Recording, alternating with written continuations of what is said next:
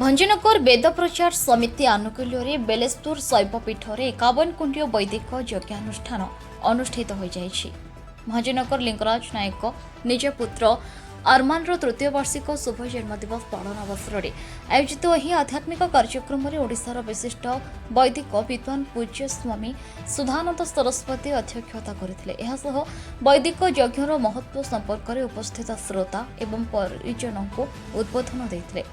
ଆୟୋଜିତ ଆଧ୍ୟାତ୍ମିକ କାର୍ଯ୍ୟକ୍ରମ ପରିପ୍ରେକ୍ଷୀରେ ଅଞ୍ଚଳ ଭିତରେ ବହୁ ବିଦ୍ୱାନ ସାଧୁ ଯୋଗଦାନ କରି ବିଭୁ କୃପା ଲାଭ କରିଥିଲେ। ନିଜ ପୁତ୍ରର ଜନ୍ମଦିବସ ପାଳନରେ ଆଧ୍ୟାତ୍ମିକ ପରିବେଶରେ 51 କୁଣ୍ଡୀୟ ବୈଦିକ ଯଜ୍ଞ ଆୟୋଜନ ନେଇ ଶ୍ରଦ୍ଧାଳୁ ସମୂହ ଅନୁଭୂତ ହେବା ସହ ଖୁସି ବ୍ୟକ୍ତ କରିଥିଲେ। ଭଞ୍ଜନଗର ବେଦ ପ୍ରଚାର ସମିତି ତରଫରୁ ବେଦ ଯଜ୍ଞ ପରିଚାଳନା ସହ ପ୍ରସାଦ ସେବନ କାର୍ଯ୍ୟକ୍ରମ ଅନୁଷ୍ଠିତ ହୋଇଥିଲା। ଏହି ଅବସରରେ ବେଦ ପ୍ରଚାର ସମିତି ସଭ୍ୟମାନଙ୍କୁ ଲିଙ୍ଗରାଜ ନାୟକଙ୍କ ପରିବାର ପକ୍ଷରୁ ଉପଢୌକନ ଓ ମାନପତ୍ର ଦେଇ ସମ୍ମାନିତ କରାଯାଇଥିଲା।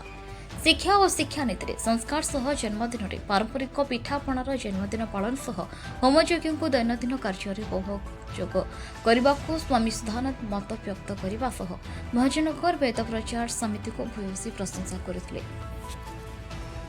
ଭଞ୍ଜନଗରରୁ ଶିବରାମ ଚୌଧୁରୀଙ୍କ ରିପୋର୍ଟ, ନାରଦ ନ୍ୟୁଜ୍ ଓଡ଼ିଆ।